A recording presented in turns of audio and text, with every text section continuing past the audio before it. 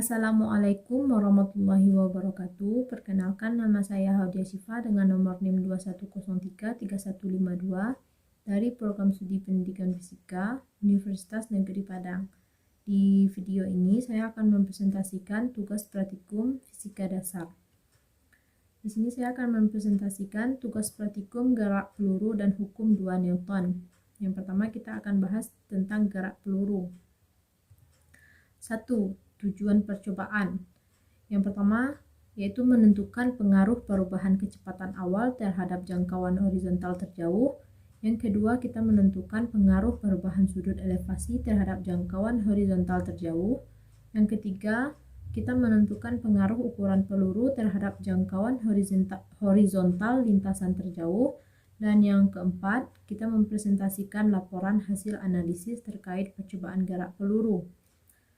Terus yang kedua, kompetensi. Nah, di sini mahasiswa mampu menentukan pengaruh perubahan kecepatan awal, sudut elevasi, dan ukuran peluru terhadap jangkauan horizontal terjauh, serta mengolah data hasil pengukuran menggunakan angka berarti. Lanjut yang ketiga, yaitu teori dasar. Nah, gerak sebuah peluru dipengaruhi oleh percepatan gravitasi dengan arah vertikal ke bawah. Pada arah horizontal, percepatannya sama dengan 0. Misalkan sebuah peluru ditembakkan dengan kecepatan awal, yaitu F0, dan arah membentuk sudut elevasi θ terhadap garis horizontal. Nah, lintasan peluru dapat dilihat pada gambar di bawah ini, di mana Ymax dan R berturut-turut adalah titik tertinggi dan titik terjauh yang dapat dicapai oleh peluru. Teman-teman bisa amati gambar 1, yaitu lintasan gerak peluru di bawah ini. Nah, secara umum persamaan gerak peluru dalam arah sumbu X bisa kita rumuskan, yaitu X sama dengan F0 cos θ dikali T. Nah, maka kecepatan X sama dengan kecepatan di X bisa sama dengan yaitu F0X dikali cos θ dengan AX sama dengan 0, itu bisa dapat persamaan 1. Dan dalam arah sumbu Y, maka di sini bisa kita lihat kecepatan Y di sumbu Y sama dengan F0 sin θ dikurang G dikali T. Maka Y sama dengan F0 sin θ dikali T dikurang GT kuadrat. Ini persamaan kedua. Nah, benda mencapai titik tertinggi pada saat kecepatan Y-nya sama dengan 0, sehingga waktu yang diperlukan untuk mencapai titik tertinggi adalah dirumuskan sebagai di bawah ini, yaitu T sama dengan F0 sin θ per G. Nah, dengan demikian dapat pula ditentukan titik tertinggi yang dapat dicapai peluru, yaitu dirumuskan seperti di bawah ini, yaitu H sama dengan F0 kuadrat dikali sin kuadrat θ per 2G. Sedangkan jarak terjauh secara horizontal yang dapat dicapai peluru adalah dirumuskan sebagai berikut, yaitu X sama dengan F0 kuadrat sin 2θ per G. Nah, lanjut kita ke alat dan bahan untuk praktikumnya. Yang pertama, yaitu ada komputer ataupun laptop ataupun HP Android. Lanjut kedua, yaitu software simulasi projectile motion. Lanjut yang ketiga, jaringan internet. Nah, yang kelima, prosedur kegiatannya. A. Tahap persiapan. Nah, yang pertama, buka laptop atau notebook. 2. Hidupkan laptop atau notebook. 3. Pastikan laptop yang digunakan memiliki aplikasi Java, Flash, dan Micromedia Flash. Yang keempat, carilah tempat di mana software aplikasi projectile motion disimpan. 5. Observasikan aplikasi projectile motion. Teman-teman bisa lihat gambar contoh tampilannya di sebelah. Nah, lanjut kita yang bagian B, pengaruh perubahan kecepatan awal terhadap jangkauan horizontal terjauh. Nah, langkah yang pertama yaitu bukalah aplikasi projectile motion pada komputer atau laptop yang telah dilengkapi dengan aplikasi Java. Lalu yang kedua, aturlah terlebih dahulu diameter dan massa peluru dan atur kondisi tanpa hambatan udara. Nah, yang ketiga, Kemudian atur sudut elevasi peluru konstan pada kemiringan 45 derajat. Yang keempat, selanjutnya variasikan kecepatan awal peluru. 5. Amatilah perubahan kecepatan awal peluru terhadap jangkauan horizontal. Yang keenam, hitunglah jangkauan horizontal dan waktu maksimum menggunakan persamaan 5. Kemudian masukkan pada tabel 1.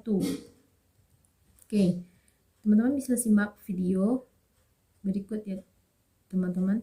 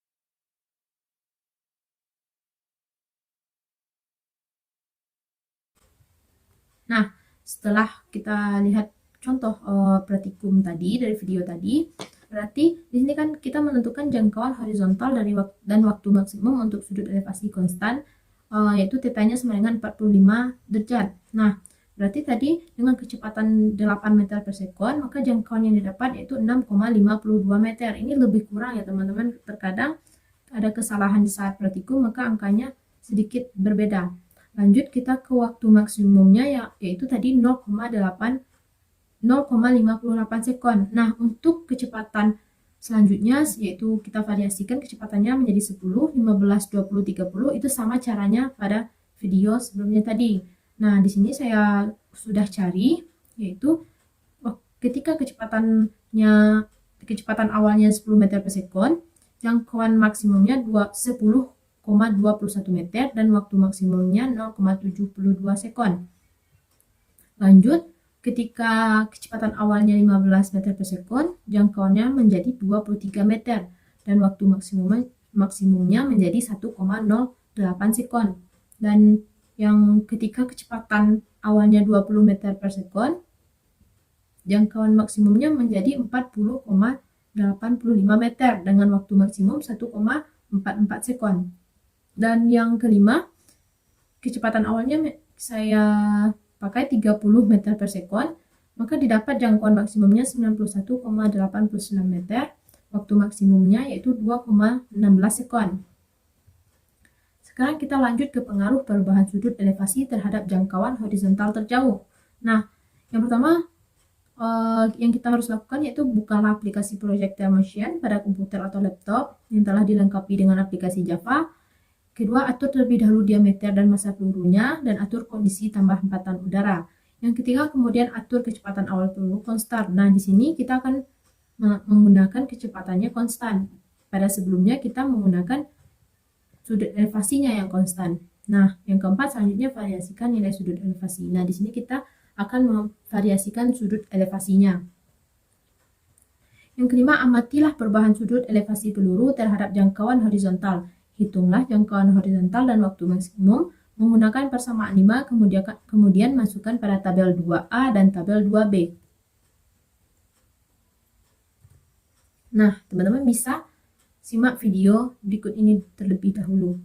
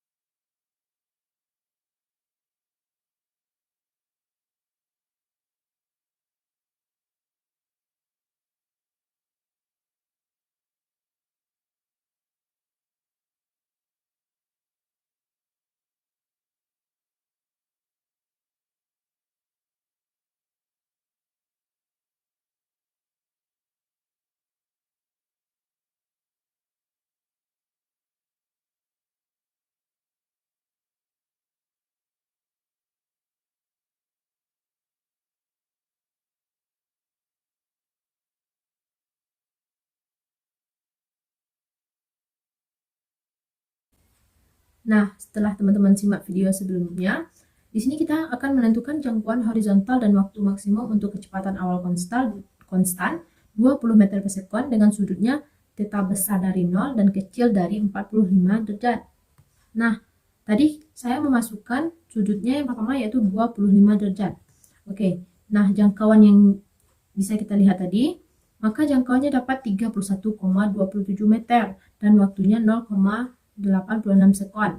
Nah, begitulah seterusnya ketika teman-teman memvariasikan sudutnya. Di sini kan kita diminta kecil dari 45 derajat, maka di sini saya pakai sudutnya 30 derajat dengan jangkauan 35,43 meter dan waktu maksimumnya 1,02 sekon. Ini caranya sama ya teman-teman sama video sebelumnya, kita tinggal merubah sudut tetanya saja. Lanjut yang ketiga, saya menggunakan sudutnya 35 derajat dengan jangkauan yang didapat yaitu 38,40 meter dan waktu maksimumnya 1,17 sekon. Yang keempat, saya memakai sudutnya 40 derajat dan jangkauan R-nya didapat 40,20 meter. Waktu maksimumnya 1,31 sekon. Yang kelima, saya memakai sudutnya 45 derajat.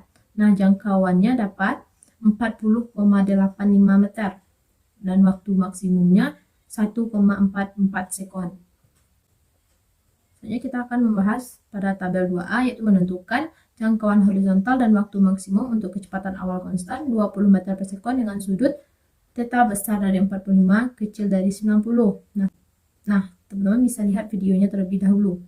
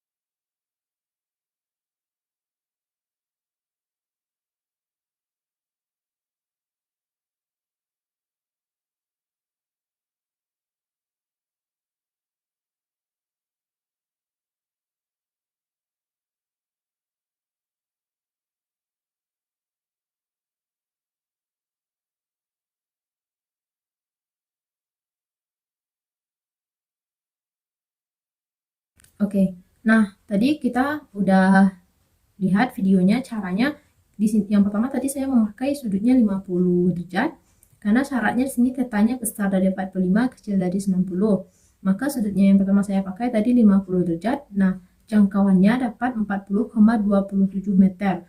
Sama sebelumnya, jangkauan ini bisa angkanya berubah atau lebih kurang ya teman-teman, soalnya setiap praktikum pasti ada kesalahan saat mengukurnya atau mungkin kurang tepat letak pengukurannya.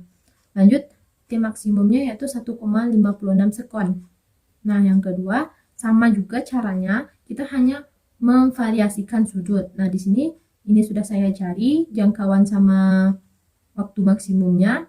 Pada saat pada saat sudut 60 derajat, saya mendapat jangkauannya 35,43 meter dan waktunya 1,77 sekon.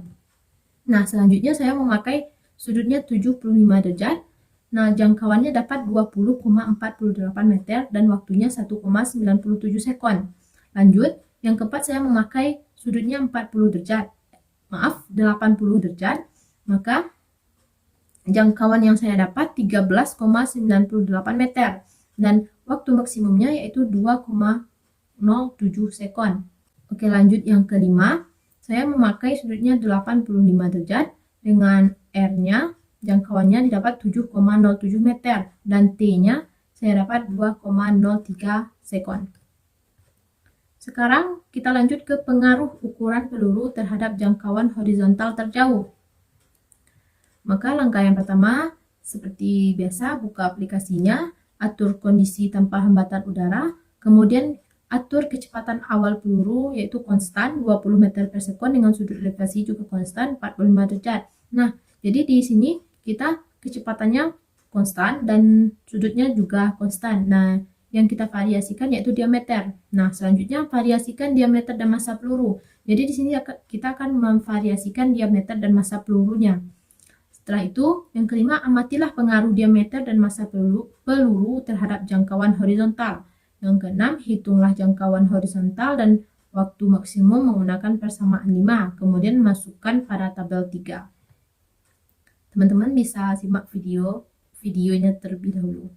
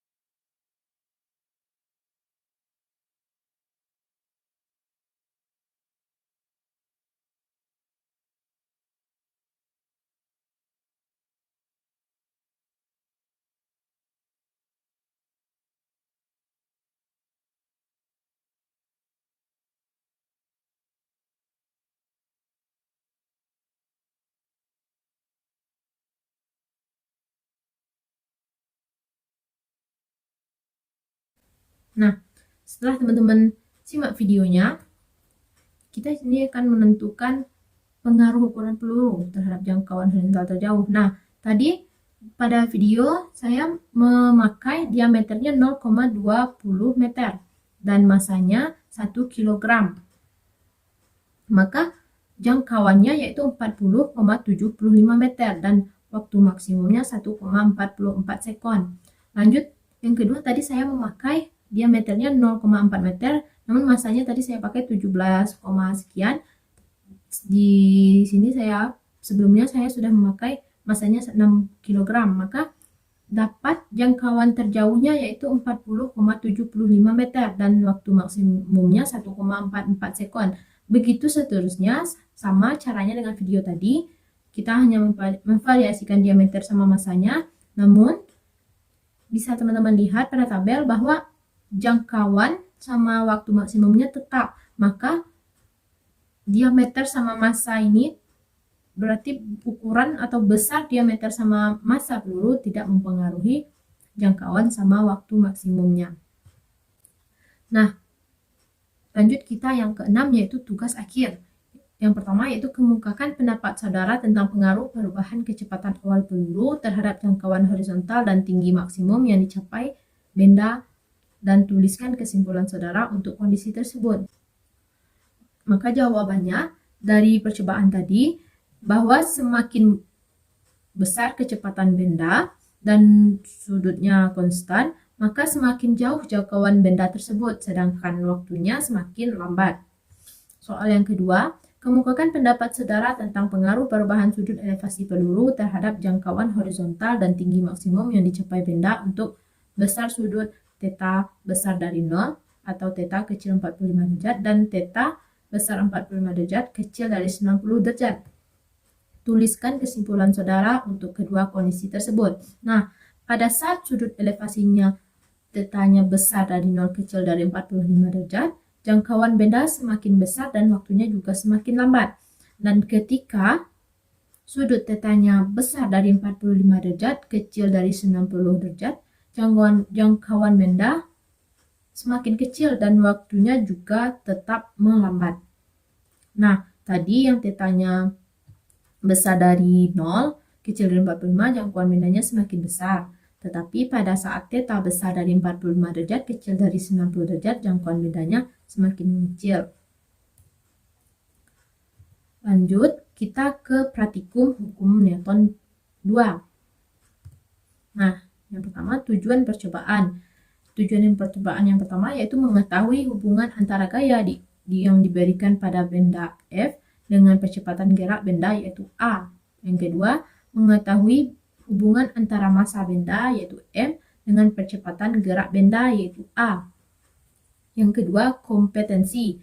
Nah, di sini mahasiswa mampu menentukan hubungan antara gaya, massa, dan percepatan pada suatu sistem benda. Yang ketiga, teori dasar. Nah, dalam hukum 1 Newton, kita telah belajar bahwa jika tidak ada gaya atau resultan gaya yang bekerja pada sebuah benda, maka benda tersebut akan tetap diam. Atau jika benda tersebut sedang bergerak, maka benda tersebut tetap bergerak dengan laju tetap pada lintasan lurus. Apa yang terjadi jika resultan gaya tidak sama dengan 0? Nah, hukum kedua Newton seringkali kita jumpai dalam kehidupan sehari-hari, terutama pada kasus benda yang bergerak. Bunyi dari hukum ini yaitu perubahan dari gerak selalu berbanding lurus terhadap gaya yang dihasilkan atau yang bekerja dan memiliki arah yang sama dengan garis normal dari titik singgung gaya dan benda. Perubahan dari gerak yang dimaksud adalah percepatan atau perlambatan yang dialami oleh suatu benda akan sebanding dengan gaya yang bekerja. Gambar di atas merupakan sebuah visualisasi dari hukum Newton kedua. Lanjut. Pada gambar di atas, terdapat seseorang yang mendorong sebuah balok. Karena orang tersebut mendorong balok, maka gaya dorong akan bekerja pada balok yang digambarkan pada panah hitam. Sesuai dengan hukum Newton 2, maka balok tersebut akan mengalami percepatan searah dengan gaya dorong yang diberikan oleh orang tersebut, yang disimbolkan dengan panah hitam. Selain itu, hukum Newton 2 juga dapat didefinisikan melalui sebuah persamaan. Persamaan tersebut adalah F sama dengan M dikali A, di mana F adalah gaya yang bekerja pada suatu benda dengan satuan Newton, lalu M adalah konstanta kesebandingan atau massa dengan satuan kilogram, dan A adalah perubahan gerak atau percepatan yang dialami benda dengan satuan meter per sekon kuadrat. Yang keempat, kita memasuki alat dan bahannya, yaitu yang pertama komputer, laptop, HP Android. Nah, yang kedua, software simulasi projectile machine, dan yang ketiga jaringan internet. Lanjut, yang kelima yaitu prosedur kegiatan. Nah, A. Tahap persiapan. Yang pertama kita akan melakukan kegiatan 1. Langkah-langkahnya, satu, bukalah aplikasi PET, Interactive Simulation pada komputer. Yang kedua, klik menu Play with Simulation, kemudian pilih submenu Fisika, lalu pilih Gerak atau Motion. Yang ketiga, lalu pilih simulasi Force and Motion. Yang keempat, klik tombol Play pada tampilan simulasi Force and Motion Basic untuk memulai menjalankan program. Yang kelima, pilih Acceleration sehingga muncul tampilan sebagai berikut. Beri tanda centang pada box gaya yang dikenakan force, lalu resultan gaya, yaitu sum of force, lalu nilai, volus, massa, benda, yaitu masses, dan percepatan, acceleration. Yang lanjut, kita sistem kerja tanpa gaya gesekan. Nah, kita centang juga, nanti ganti gayanya tanpa gesekan, sehingga muncul tampilan sebagai berikut. Ke yang ketujuh, tetapkan massa benda 200 kg dengan memilih dan memindahkan benda dengan massa 200 kg ke lintasan gerak benda. Yang kedelapan, tetapkan gaya yang dikenakan 50 Newton dengan cara mengubah tombol pada kotak pengatur gaya. Lakukanlah langkah nomor 8 dengan mengganti nilai gaya menjadi 100 Newton, 150 Newton, 200 Newton, dan 250 Newton. Amatilah percepatan gerak benda yang dihasilkan. Masukkan hasil pengamatan benda pada tabel 1. Nah, di sini berarti pada kegiatan 1 kita diminta untuk memvariasikan gaya benda namun dengan masanya yang konstan. Berarti di sini masanya konstan dan gayanya yang divariasikan. Teman-teman bisa simak video berikut.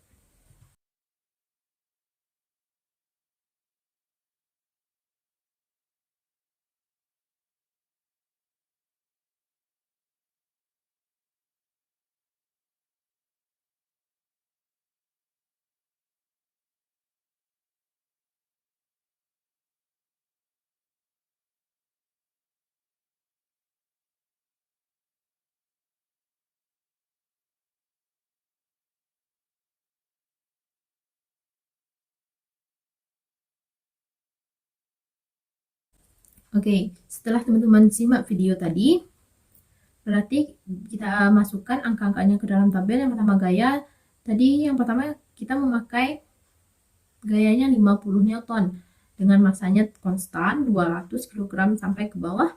Nah, percepatannya tadi 0,25 meter per sekon. Nah, pada saat gaya 50 Newton, masanya 200 kg, percepatannya yaitu 0,25 meter per sekon.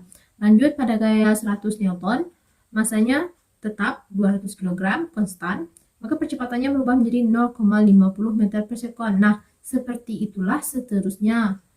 Sama ya, 150, 200, 250 itu sama caranya pada video tadi. Nah, di sini saya sudah dapatkan hasilnya. Pada saat 150 Newton, masanya tetap, percepatannya 0,75 meter per sekon. Dan ketika gayanya 200 Newton, masanya juga masih tetap, percepatannya menjadi 1,0 meter per sekon. Lanjut pada gaya 250 Newton, masanya masih tetap, percepatannya 1,25 meter per sekon kuadrat.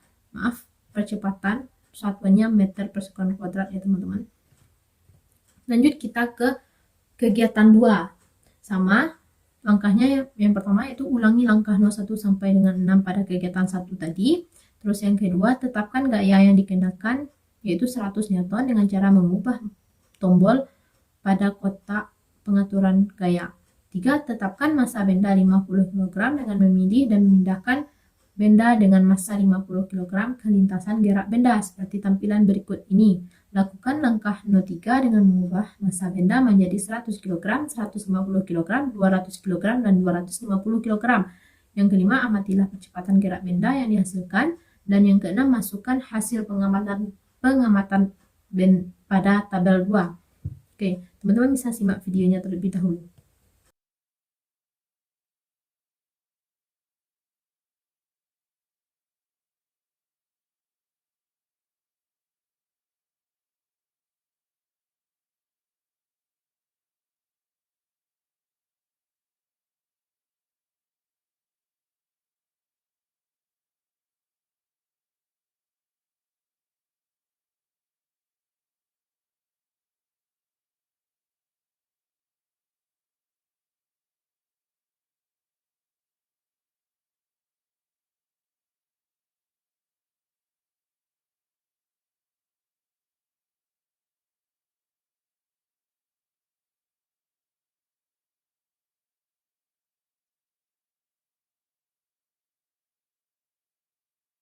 Nah, setelah teman-teman amati video tadi, jadi di kegiatan 2 ini kita diminta untuk memvariasikan masanya, namun gayanya yang konstan. Nah, di sini gayanya diminta tadi 100 Newton. Nah, dengan tadi kita pakai masanya 50 kg ya yang pertama. Jadi dengan gaya 100 Newton, masanya 50 kg, maka percepatannya 2 meter per sekon kuadrat.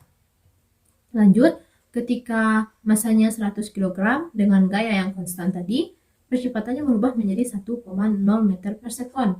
Nah, lanjut, ketika masanya 150 kg, maka percepatannya berubah menjadi 0,67 meter per sekon kuadrat. Nah, begitulah seterusnya pada saat masanya 200 kg dan 250 kg.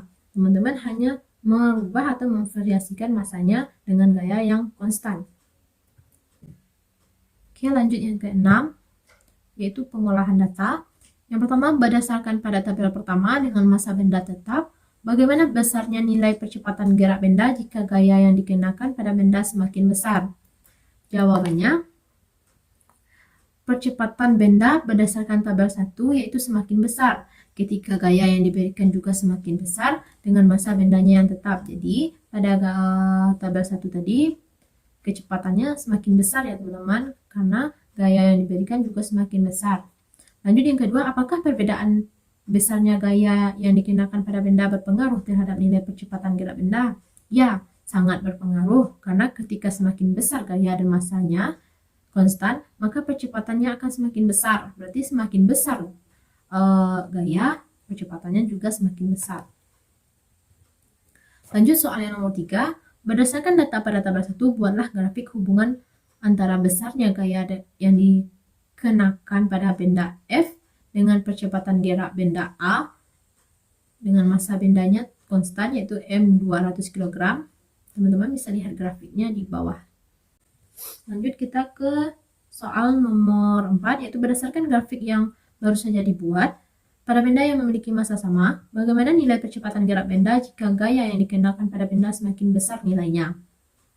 Jawabannya, pada grafik tadi bisa dilihat bahwa pada gaya yang massanya konstan tapi gayanya semakin besar, maka percepatan juga semakin besar karena gaya itu berbanding lurus dengan kecepatan tersebut. Lanjut, yang kelima, berdasarkan data tabel 2, buatlah grafik hubungan antara massa benda dengan percepatan gerak benda dengan gaya yang dikenakan pada benda yaitu 100 Newton. Nah, teman-teman bisa lihat tabelnya di bawah. Lanjut, soal yang ke-6 yaitu berdasarkan grafik yang baru saja dibuat pada benda yang dikenakan gaya yang besarnya sama, bagaimana nilai percepatan gerak benda jika massa benda semakin besar? Nah, pada grafik tadi bisa dilihat bahwa jika massanya semakin besar, maka percepatan bendanya semakin kecil ya teman-teman. Lanjut kita ke tugas akhir, yaitu bagian 7, tugas akhir. Yang pertama, bagaimana hubungan antara percepatan gerak benda dengan gaya yang dikenakan pada benda? Nah, hubungan antara percepatan dan gaya benda ini terdapat pada hukum 2 Newton, di mana F, yaitu gaya, sama dengan M atau massa dikali A, yaitu percepatan benda. Nah, dan gaya F ini berbanding lurus dengan percepatan benda. Lanjut yang kedua, bagaimana hubungan antara percepatan gerak benda dengan massa benda? Sama yang di atas, hubungan massa dengan percepatan benda ini juga bisa dilihat dari hukum Newton 2 tadi, yaitu rumusnya F sama dengan M dikali A. Maka massa kita dapatkan yaitu F per A, di mana di sini massa benda berbanding terbalik dengan kecepatan benda tersebut. Lanjut, yang ketiga, jika percepatan gerak benda dinyatakan sebagai A, gaya yang dikenakan pada benda sebagai F, dan massa benda sebagai M, buatlah hubungan antara ketiga besaran tersebut dalam bentuk persamaan matematika. Nah, jadi dalam bentuk persamaan matematika, kita bisa buat hubungan antara F, M, dan A, yaitu F sama dengan M dikali A. Lanjut yang keempat, kita ada soal. Pada sebuah benda yang memiliki massa 200 kg, berapakah percepatan geraknya jika benda tersebut didorong oleh gaya 300 Newton? Jawabannya, nah di sini kan tadi F-nya atau gayanya yaitu sama dengan 300 Newton, terus M-nya sama dengan 200 kg, maka kita masukkan ke rumus F sama dengan M dikali A, maka F-nya diketahui 300, massanya 200, A-nya yang ditanya, maka A sama dengan 300 per 200. Maka 300 per 200 yaitu 1,5 meter per sekon. Maaf, ini meter per sekon kuadrat ya teman-teman. Nah, itulah tadi hasil presentasi praktikum gerak peluru dan hukum Newton 2 dari saya. Jika ada kesalahan, saya mohon maaf. Sekian dari saya. Assalamualaikum warahmatullahi wabarakatuh.